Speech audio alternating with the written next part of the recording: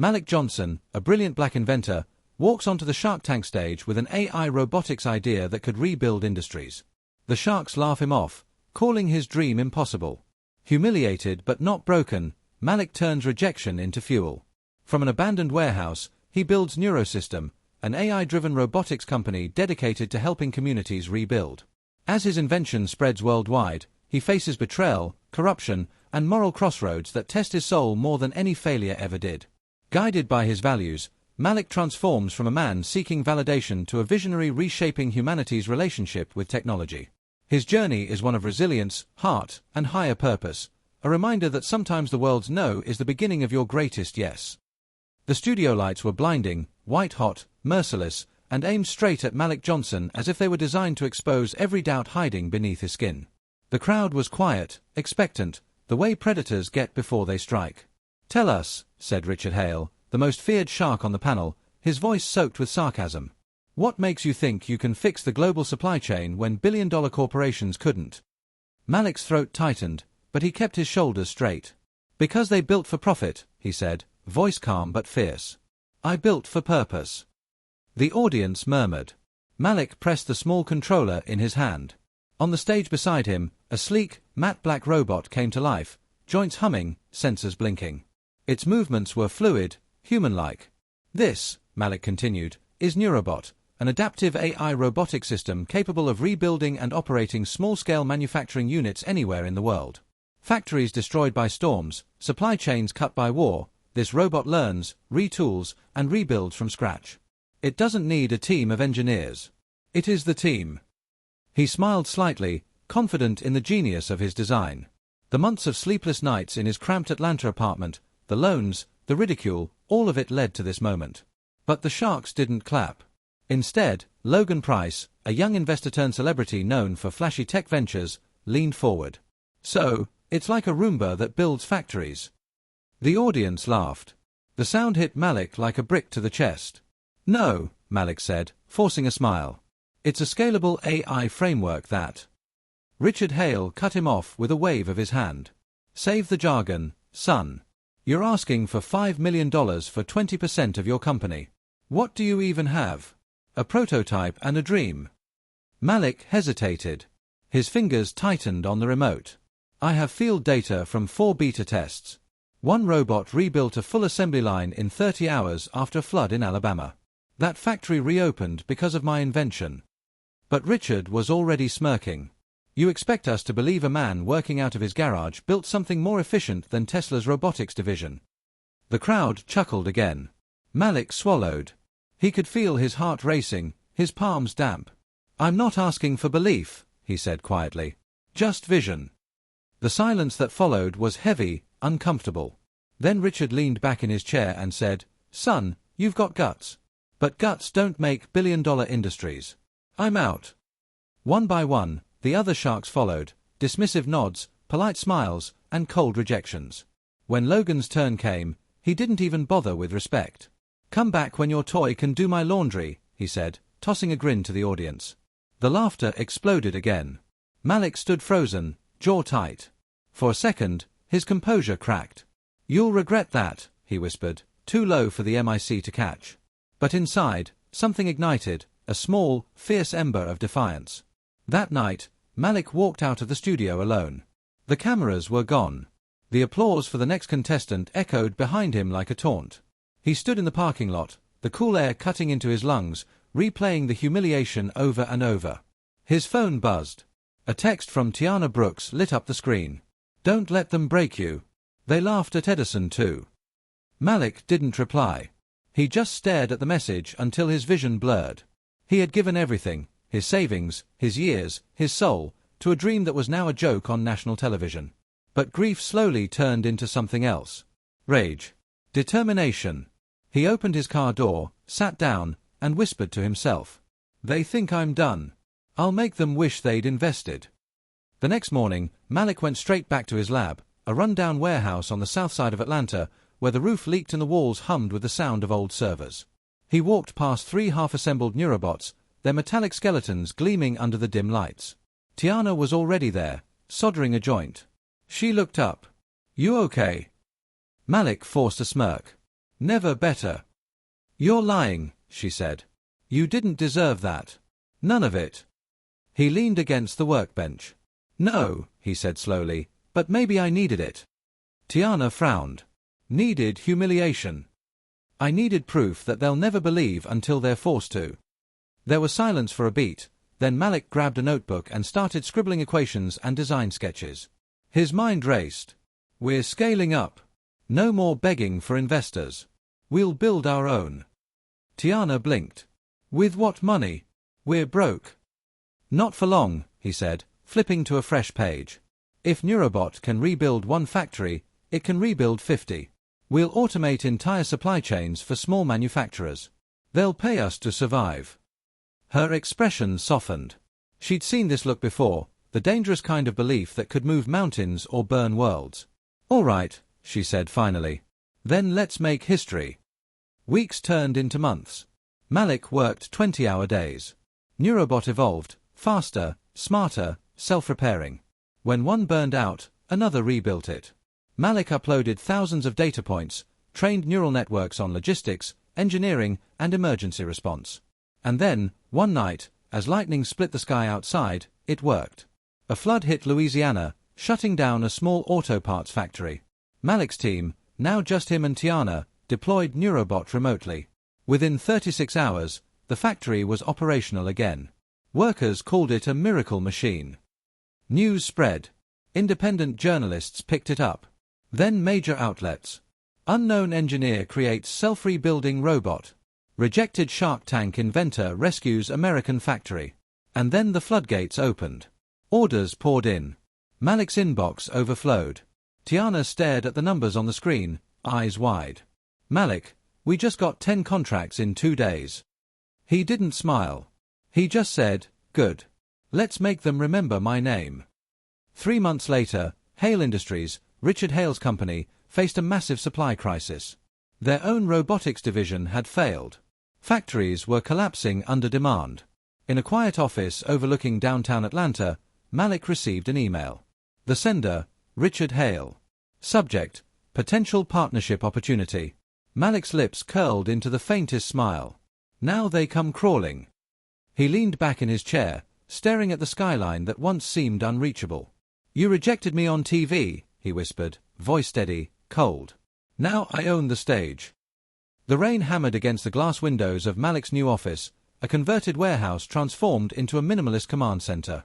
Screens lined the walls, each displaying a different Neurobot operating somewhere across the world. One rebuilt a textile factory in Ghana. Another automated a solar plant in Arizona. Every movement, every task, was tracked and improved by Malik's neural network. It had been 6 months since Shark Tank. 6 months since the humiliation that fueled his rise. Now, Malik stood at the center of his empire, sleepless but unshaken. The once leaking roof was now a steel ceiling glinting with LED lights. Tiana sat at a workstation nearby, her fingers flying across the keyboard. Malik, she said, you realize we just hit 100 active Neurobots. He didn't look away from the central monitor. Good. That's 100 steps closer to global deployment. Do you ever stop? She asked, half laughing. Not until they beg, he replied quietly. By the time the sun rose over Atlanta, Malik had already closed 3 new contracts. His company, NeuroSys Technologies, was now valued at $200 million. And that's when the media came calling. First CNBC. Then Forbes. Then the same producers from Shark Tank who once aired his humiliation. They wanted him back, this time as a success story. Tiana showed him the email. You know they're just trying to save face, right? Malik smirked. Exactly. And I'm going to let them. You're really going back? Oh, I'm not just going back, he said, eyes dark with purpose. I'm taking the whole show. A week later, Malik stood backstage again, under the same blistering studio lights that had once made his hands tremble. But this time, everything was different. His company was global. His name was trending. He wore a tailored black suit, confidence radiating from every step. When the stage manager nodded, Malik walked out, the audience erupting in applause. Richard Hale was there again, sitting on the far right. The smirk was gone.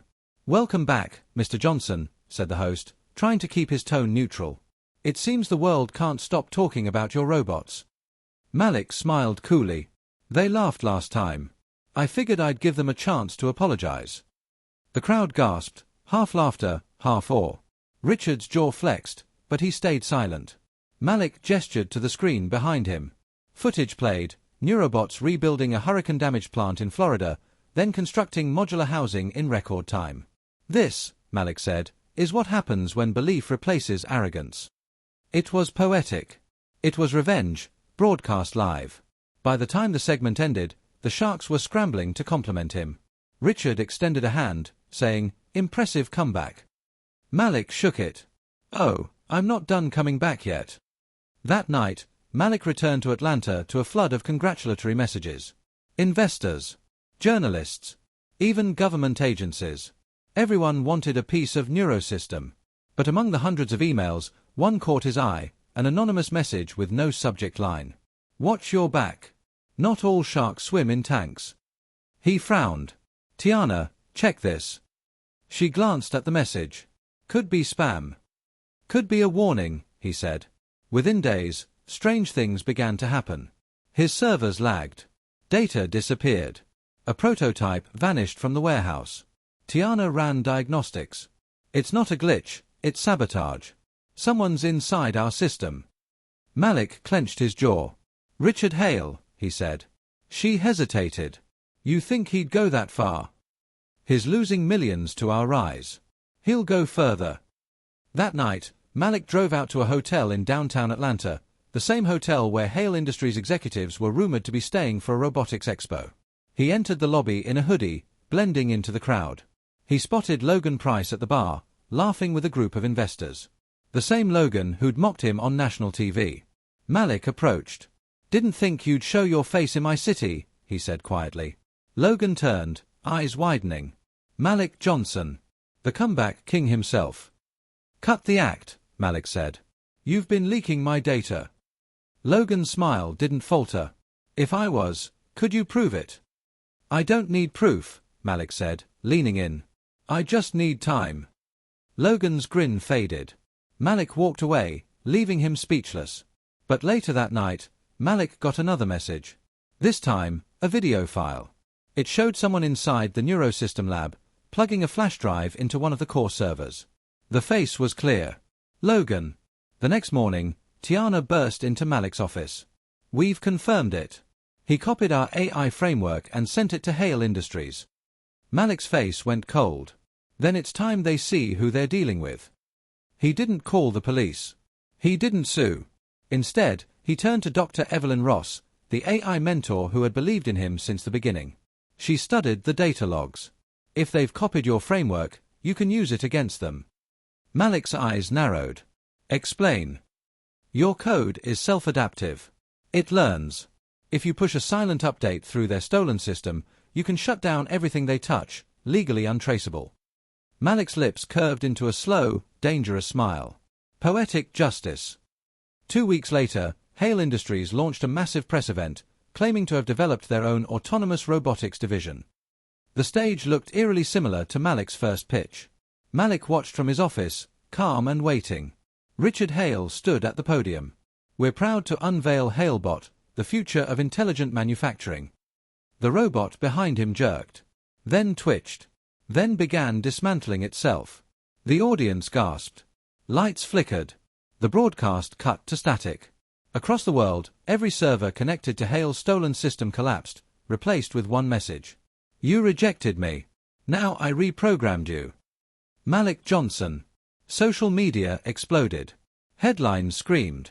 Hale Industries hacked by rival Inventor. Shark Tank's biggest humiliation, now the shark gets bitten. Malik watched it all unfold in silence. Tiana looked at him. "You really did it." He turned to her, voice steady. "No. We did it. They stole our dream, we just took it back." Outside, the Atlanta skyline glowed, a city that once ignored him now shining in his name. But deep down, Malik knew this was only the beginning. The sharks would strike back. Hale wouldn't take this lying down.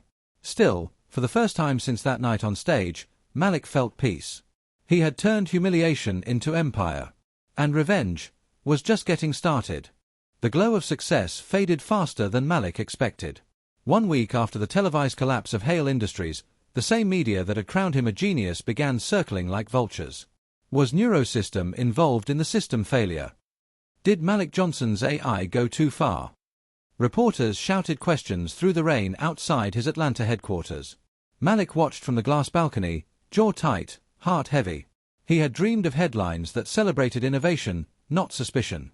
Tiana entered quietly, tablet in hand. "They've launched an inquiry," she said.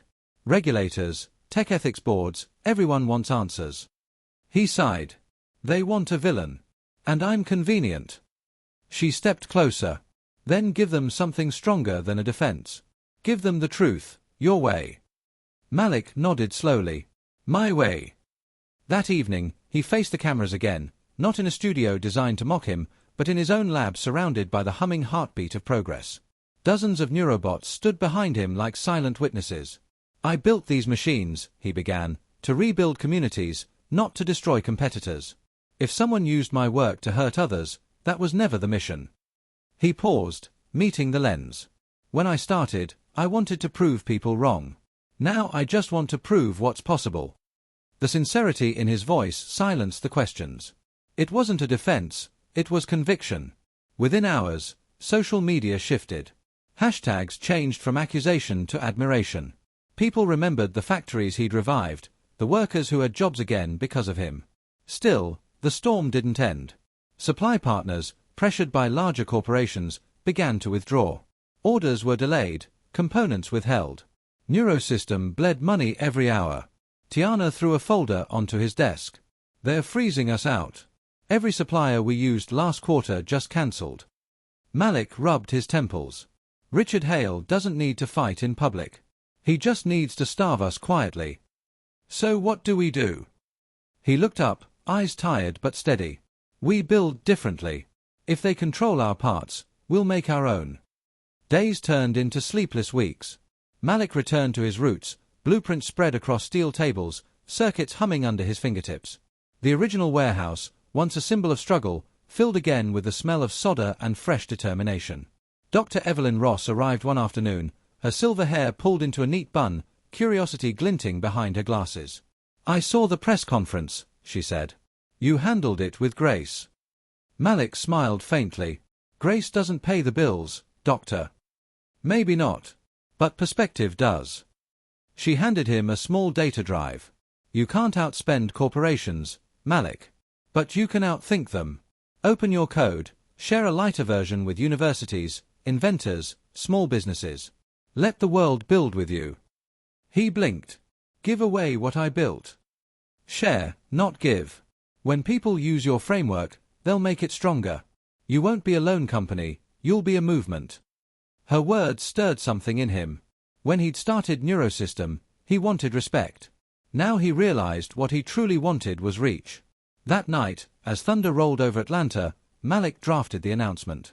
Introducing NeuroNet 2.0, an open platform for builders, dreamers, and problem solvers everywhere. The reaction was chaos and wonder. Critics called it naive. Investors warned of collapse. But engineers from Africa, Asia, and small American towns downloaded the framework in droves. Within days, Malik watched videos of teenagers assembling low-cost prosthetic limbs using NeuroNet, of farmers creating irrigation bots, of students writing code to clean beaches. Tiana burst into the lab one morning holding her phone. "Look at this. A group in Indonesia used our system to rebuild a village bridge." Malik stared at the footage, villagers cheering as a compact robot lifted wooden beams into place. His throat tightened. "That's bigger than any contract we've ever signed." Tiana grinned. "Told you the world needed this." Success returned, but in a gentler form.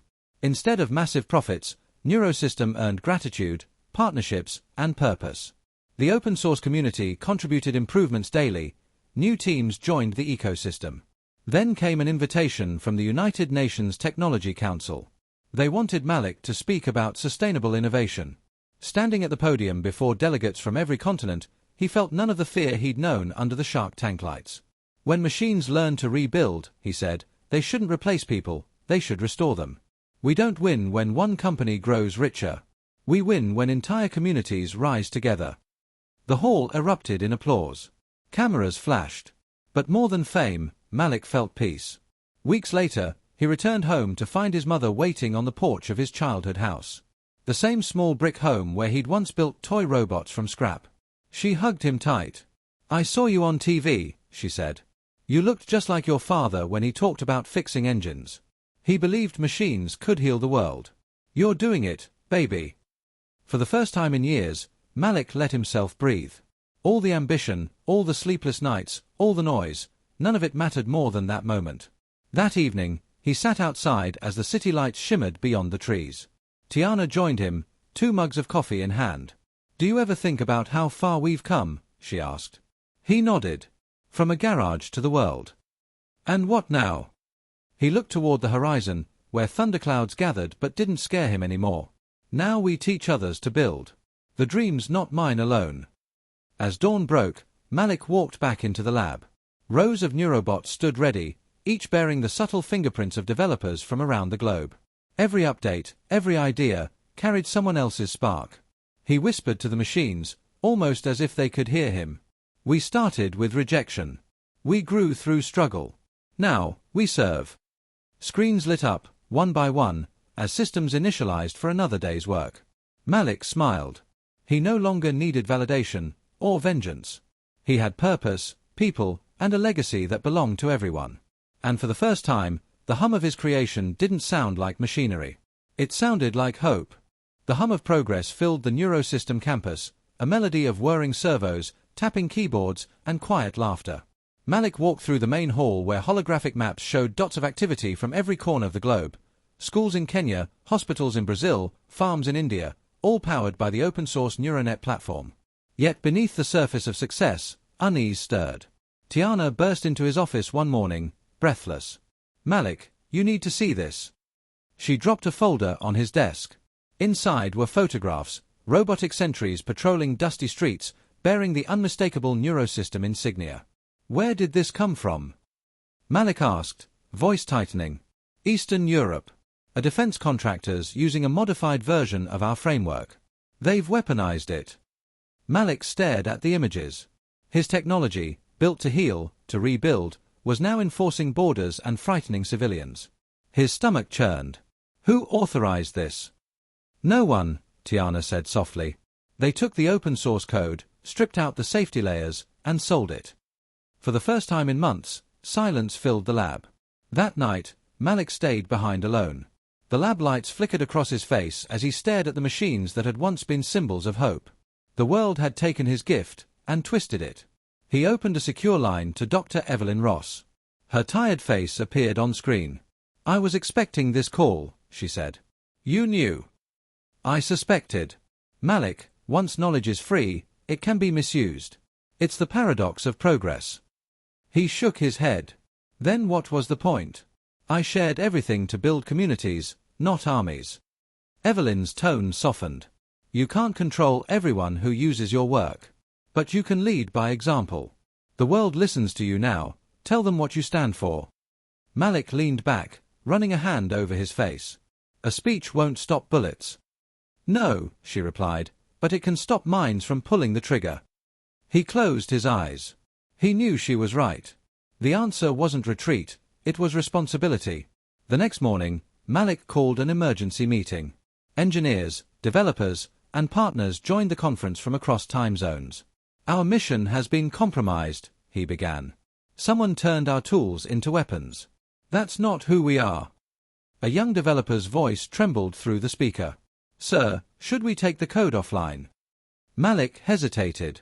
Doing so would protect his conscience, but it would also kill thousands of projects that depended on NeuroNet for medical, educational, and environmental progress.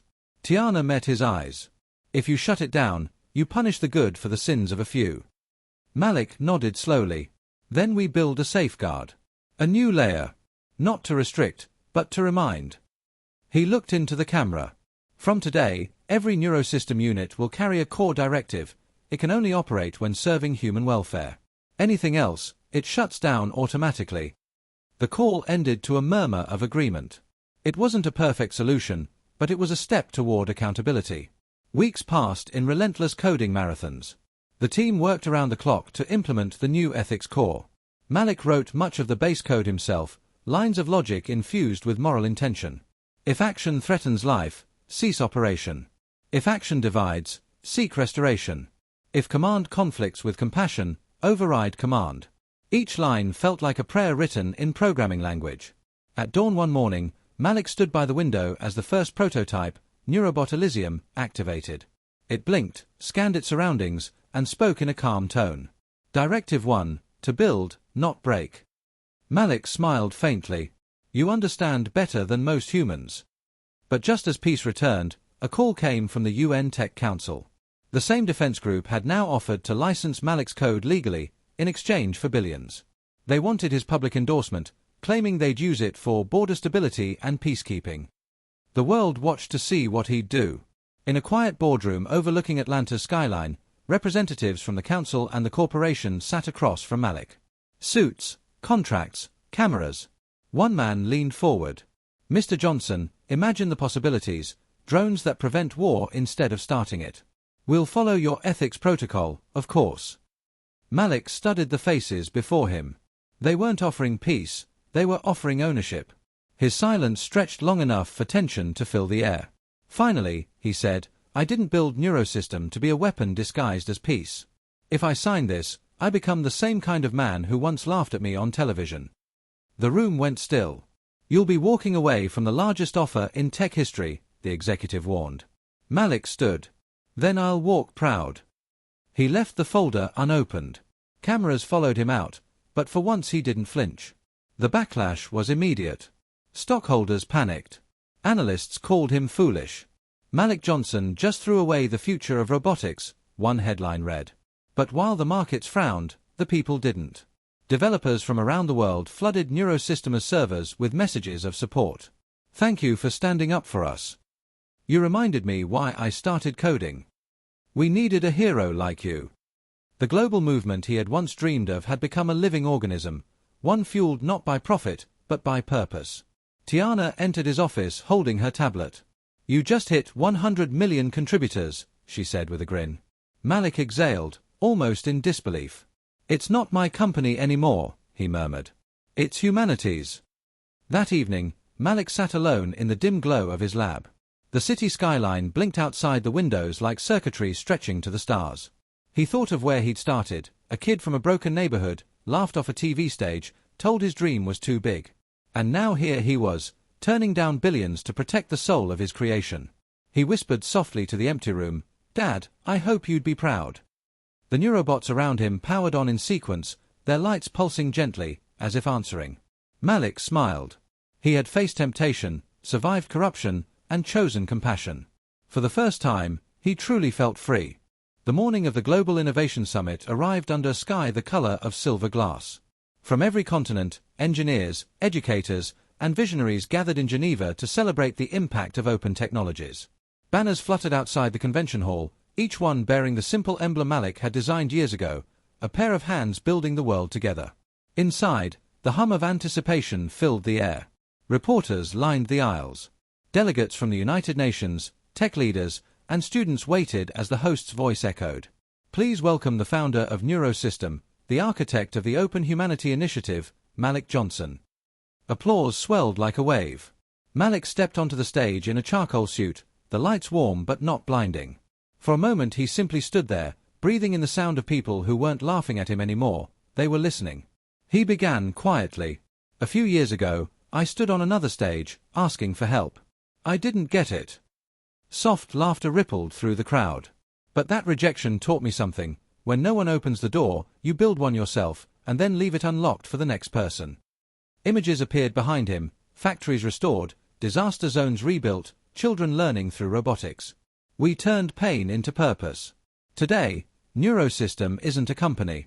It's a collaboration, millions of minds solving problems together. The hall erupted in applause again. Malik smiled but quickly raised his hand. And yet, he said, our work isn't done. Technology will only be good if we remain good. He stepped aside and gestured toward the large screen.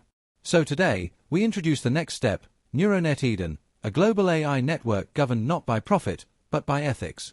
Built by all, owned by none. The lights dimmed as the hologram activated. Threads of light connected dots across a world map, Africa to Asia, South America to Europe, forming a living lattice of collaboration.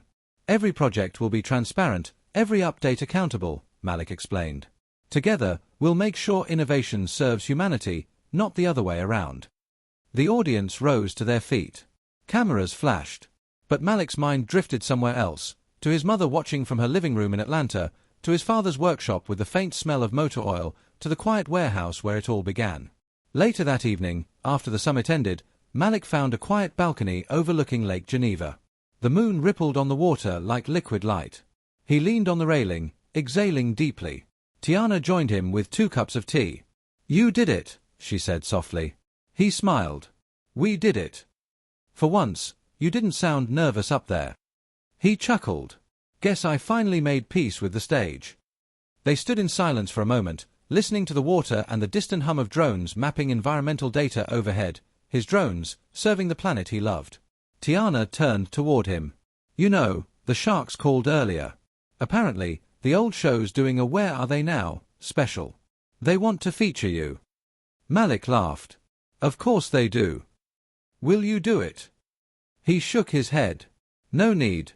They're part of my past. The world already knows who we are." She smiled knowingly. "That's growth." The next morning, Malik visited a small robotics school outside the city, one funded entirely through NeuroSys' community grants. Children crowded around wooden tables, their hands busy wiring tiny bots from recycled parts. A little boy tugged his sleeve. "Mister, is it true you built robots that can build houses?" Malik crouched beside him. "It's true. But you know what's better?" The boy's eyes widened. "What?" "You can build ones that plant trees, or clean oceans, or help people walk again. That's the real magic." The child grinned, already turning back to his tools. Malik felt something swell in his chest, not pride, exactly, but peace. This was what he had chased all along. Not applause. Not revenge. Just meaning. Back in Atlanta weeks later, the NeuroSys campus buzzed with new life. Solar panels glistened on rooftops. Community gardens thrived where parking lots once stood. The sound of construction echoed as volunteers and engineers built the first Eden Hub, a research center where anyone, from any background, could experiment freely. Dr. Evelyn Ross arrived for the opening ceremony. She clasped Malik's hands warmly. "You've done more than build machines," she said. "You've built a philosophy." Malik smiled. "I only followed your advice, lead by example." She looked around the campus, her eyes glistening. "You did more than that. You proved the impossible, that open hands can build stronger than closed fists." That night, as the sun dipped behind the skyline, Malik wandered into the lab one last time. The rows of neurobots now bore new colors and designs from contributors worldwide. No two were identical. He ran his hand along one of them. "Remember when it was just us?" he whispered. The robot sensors glowed softly, like a nod. Tiana appeared in the doorway. "They're waiting outside. Reporters want a final statement before the hub officially opens." Malik turned, thoughtful. "You know, I think I've said enough words for one lifetime. Let's let the work speak instead." He walked out into the twilight. A crowd had gathered, students, workers, creators, all chanting his name. But instead of waving, Malik raised his hand and gestured to them. "This isn't about me," he said. "It's about us. Every builder, every dreamer, every person who ever heard no and kept going anyway. You are the future." The crowd erupted in cheers. Some cried. Others lifted small homemade robots into the air like candles. For a long moment, Malik simply watched, the cool evening breeze brushing against his face. In their eyes, he saw the reflection of everything he'd fought for: dignity, opportunity, and hope. He felt no bitterness toward the people who'd once mocked him, no hunger for validation. He'd built something larger than ego, larger than empire. He'd built a legacy. Later that night, after everyone left, Malik stood alone under the stars. The lab lights glowed faintly behind him. He took out a small metal keychain, a rusted gear from his father's old engine, and turned it in his palm. "Full circle," he murmured. From somewhere deep in the lab, one of the neurobots powered up automatically, projecting a soft blue light that illuminated the engraved words on the wall. "To build, not break." Malik smiled, tears glinting in his eyes. "That's all I ever wanted."